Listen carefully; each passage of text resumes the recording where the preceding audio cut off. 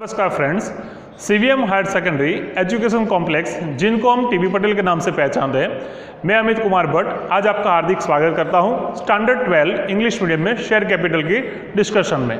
Friends, last video में हमने सीखा था शेयर कैपिटल क्या है, नंबर ऑफ शेयर क्या है, नंबर ऑफ शेयर से हमें कितना इन्वेस्टमेंट कंपनी के अंदर मिलता है, वो सब बातें हमने इंट्रोडक्शन लेवल पर हमने वहाँ पर सीखा था। आज जो सीखने वाले हैं उसके थोड़े से आगे बढ़ते हुए जो कंपनी के अंदर इन्वेस्ट करते हैं, जिसने कंपनी के अंदर इन्वेस्ट किया है, उनको शेयर होल्डर के नाम से पहचाना जाता है। जो कि मैंने यहाँ पर लिखा है, जो इन्वेस्ट करने वाले हैं उनको शेयर होल्डर के नाम से पहचानते हैं। उस शेयर होल्डर को कंपनी क्या देती है, तो हमें सीधी सी बात है, कंपनी उनको डिविडेंड वहाँ पर पे करती है। इस शेयर होल्डर को बहुत सारे बेनिफिट्स भी वहाँ पर मिले जाते हैं। शेयर होल्डर वहाँ पर जब इन्वेस्ट करते हैं तब उनको कंपनी की जो रेपुटेशन थी उसके साथ तो बात करनी है, लेकिन साथ साथ में उसको वोट दिया जाता है, वहाँ पर उसको ऐसा राइट्स भी दिया जाता है।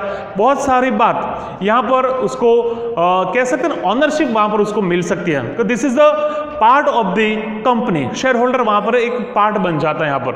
अब शेयर होल्डर इतना ट्रस्ट रख के वहाँ पर इन्वेस्ट करता है तो उसको एंड ऑफ द ईयर उसको वहाँ पर डिविडेंड भी पे किया जाता है। वो बात हमने वहां पर सीखी थी। अब जो बात होती है, हम वहां पर आगे बढ़ते हैं थोड़ा सा कि शेयर की जब हमने बात की तो शेयर के टाइप्स कितने होते हैं। तो there are two types of this share. Number 1 is preference share, number 2 is equity share. तो इसमें क्या है, क्या डिफरेंस इसके बीच में है, कौन से शेयर प्रेफरेंस कहे जाएंगे, कौन से शेयर इक्विटी शेयर कहे जाएंगे, वो हम एक बार याद कर लेते हैं। प्रेफरेंस मींस आप उसका वर्ड ही पसंद करोगे, आप उसको सही तरह समझोगे तो भी पता चलेगा। प्रेफरेंस दैट मींस पसंदगी, गुजराती में कह सकते हैं। प्रेफरेंस, आपको बहुत सारी पसंदगी दी जाती है। आपको मान लो कि एक शर्ट परचेज करना हो या आपको एक पैंट परचेज करना हो, किसी भी प्रोडक्ट परचेज करनी हो, तो आपके पास बहुत सारे ऑप्शन होते हैं, है ना। मान लो कि आपको एक एसी परचेज करना है तो आपके पास बहुत सारे ऑप्शंस है। भाई मैं एलजी कंपनी का परचेज करूं या ओनिडा कंपनी का परचेज करूं या बहुत सारी कंपनी हमें जो दी गई उनमें से मैं किसका परचेज करूं, तो आपके पास ऑप्शंस है। आप ऑप्शन देखोगे कौन कौन सी क्वालिटी वाली आपके पास जो रिक्वायरमेंट है वो आपको दे सकती है, ऐसा ही एसी वहां पर परचेज कर सकते हो। बस वैसे ही यहां पर भी आपको यदि शेयर परचेज करना है या शेयर के अंदर आपको इन्वेस्टमेंट करना है तो आपको भी वहां पर प्रेफरेंस दिया जाता है कि भी आपके पास चॉइस है, कौन कौन सी चॉइस पर आप कौन कौन से शेयर परचेज करने वाले हो। यदि हमारे इन्वेस्टर के बहुत सारे टाइप्स होते हैं। इन्वेस्टर ऐसे होते हैं, कई इन्वेस्टर ऐसे है कि उसको सिक्योरिटी चाहिए, है ना, वो सलामती चाह रहे, अपने पैसों की सलामती चाह रहे हैं, तो वो ऐसे प्रेफरेंस शेयर जो है वहां पर वो सिर्फ पैसों के अंदर वहां पर इन्वेस्ट करना चाहेंगे। बहुत सारे इन्वेस्टर रिस्की होते हैं, यहाँ पर भाई एक रिस्क ले लेते हैं, यहाँ पर भले ही एक बार पैसे चले जाएंगे लेकिन हम एक रिस्क लेना चाहेंगे, तो उसके पास भी ऐसे प्रेफरेंस उसको मिलते हैं यहाँ पर। तो ऐसे शेयर जो हमारे पास है जिसके ऊपर हमें पसंदगी मिलती है, हमें चॉइस मिलती है, तो वो शेयर प्रेफरेंस शेयर के नाम से पहचाने जाते हैं। इसके ऊपर एक सिंपल सा फ्रेंड्स याद रखना कि ये जो जितने भी प्रेफरेंस शेयर्स होते हैं उसके ऊपर कंपनी ने उसका रेट ऑफ इंटरेस्ट वहां पर दे के तय किया होता है यहाँ पर, है ना। यानी जो इन्वेस्टर है उसको पता है कि भाई मैं यदि इसके अंदर इन्वेस्ट करता हूं तो मुझे इतने प्रतिशत मुझे इंटरेस्ट मिल या मुझे इतना डिविडेंड या उतने मुझे कह सकते हैं वो पैसे उसमें से मुझे जो बेनिफिट मिलने वाला वो वहां पर रेट तय किया गया होता है। मान लो कि 7.5% प्रेफरेंस शेयर, तो आपको पता होना चाहिए कि इस प्रेफरेंस शेयर के ऊपर मुझे 7.5% के हिसाब से मुझे मिलने वाला है। 9%, 2.5%, तो वो सब रेट वहां पर तय किया गया है। दैट मीन्स प्रेफरेंस शेयर के ऊपर वहां पर रेट वहां पर फिक्स किया गया होता है। तो पहली चॉइस क्या हुई कि आपके पास बहुत सारी वैरायटी मिलती है कि आपको कौन से शेयर परचेज करने हैं, first of all. Second one, उसके ऊपर रेट तय किया गया होता है कि भाई आपको कौन सा रेट के हिसाब से आपको जो कह सकते हैं आपको डिविडेंड मिलने वाला है वो भी तय किया गया होता है। थर्ड वन, इसका मेन बेनिफिट इतना होता है हमारे पास कि यदि कंपनी जब रिडेम्पशन करती है, उसको पैसे लौटाने होते हैं, तो इक्विटी शेयर के पहले प्रेफरेंस शेयर वाले जितने भी शेयर होल्डर है उनको वो पैसे पहले लौटाने रहते हैं। तो that means this is the benefits of the preference share. And ऐसा कहा जाता है कि जो प्रेफरेंस नहीं है वो सारे इक्विटी शेयर्स है। तो इक्विटी शेयर और preference share, there are two types of the shares, right. आपने इसके बारे में थोड़ा सा जो सीखा था वो आपको पता चल गया, ठीक है, प्रेफरेंस शेयर और इक्विटी शेयर के बारे में। फ्रेंड्स, हमारे पास जो टाइम की लिमिटेशन है उसके हिसाब से हम थोड़ी थोड़ी बात आपके साथ वहाँ पर देते रहते हैं। ब्रीफ में आपको पढ़ना हो तो आप टेक्स्ट बुक को भी आप यूज़ कर सकते हो, और इसमें कोई भी परेशानी हो तो आप डिस्कशन हमारे साथ कर सकते हो। तो ये हुई हमारे पास प्रेफरेंस शेयर और इक्विटी शेयर। तो अब आगे हम बात करने वाले हैं वो क्या है, methods of issue of share, कौन कौन से हमारे इश्यू हमारे पास आ सकते हैं। तो फ्रेंड्स, हमें जब कंपनी इश्यू करती है या कंपनी पब्लिक के पास से पैसे लेना चाहती है तो वो किस प्रकार से लेना चाहेगी। तो मैंने लास्ट वीडियो में सिखाया था कि कंपनी को यदि 10 लाख रुपए की जरूरत है, उसकी नीड है 10 लाख, तो उसको हम कहेंगे शेयर कैपिटल। ठीक है, अब ये जो शेयर कैपिटल है उसके ऊपर हमने उसकी प्राइस तय की थी कि भाई उसकी पर शेयर उसकी प्राइस है, शेयर प्राइस 100 रुपीज रखी थी। ठीक है, अब शेयर प्राइस जब तय करते हैं तो हमारी जो preference share number of share बने वो कितने हुए, 10,000 शेयर, उसको हम कहेंगे नंबर ऑफ शेयर। ठीक है, ये 10,000 शेयर, उसकी शेयर प्राइस टोटल करेंगे, मल्टीप्लिकेशन करेंगे तो 10 लाख शेयर कैपिटल हुई। लेकिन कंपनी इस प्रकार की उसको जरूरत है, लेकिन वो किस प्रकार से इश्यू करेगी। तो अब जब इश्यू करना है तो उसके बाद 3 प्रकार के ऑप्शन है।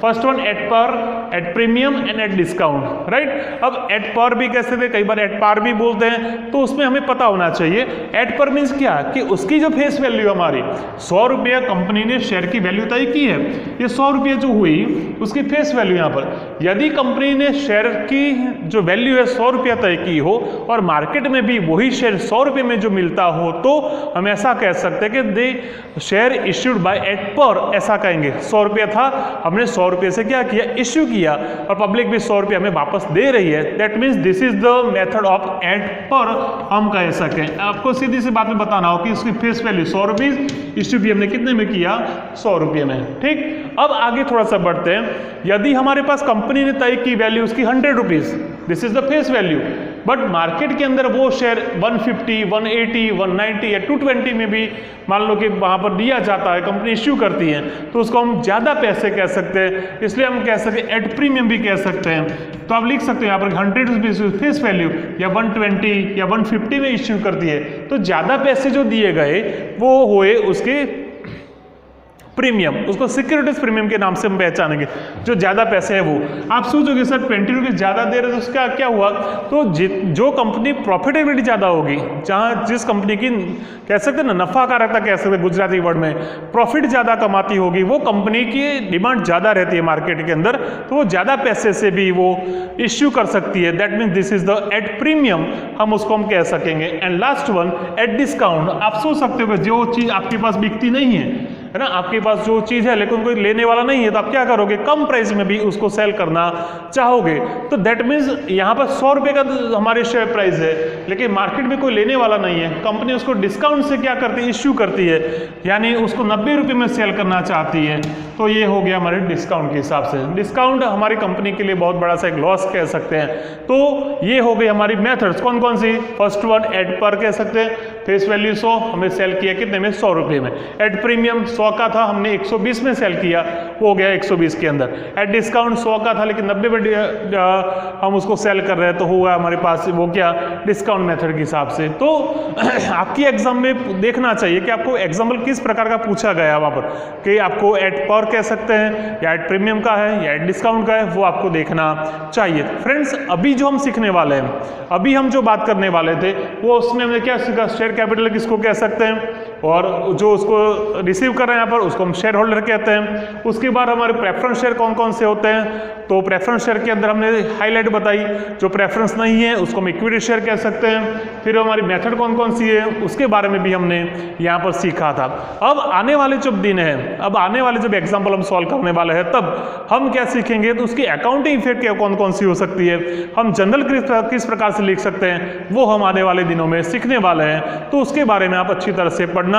आपके पास टेक्स्ट बुक है, तो उस टेक्स्ट बुक के अंदर भी बहुत सारी थियरी वहां पर दे रखी है, उस थियरी को आपको अच्छी तरह से पढ़ना है। हमारे पास टाइम की लिमिटेशन है, इसलिए हम जितनी भी बात हो सकती है उसको शॉर्ट वे में आपके वहां तक पहुंचा सकते हैं, लेकिन आपको इसके अंदर ब्रीफ में पढ़ना है, इसकी थियरी को समझना है। और आने वाले जब दिन है, जब आप 12th पास करके जब कॉलेज में जाओगे, वहां पर भी आपको बहुत सारी अकाउंटिंग इफेक्ट, उसकी थियरी, उसकी मेथड्स और उसके रिलेटेड जितने भी एग्जाम्पल्स है, उस एग्जाम्पल को भी आपको वहाँ पर सॉल्व करना है।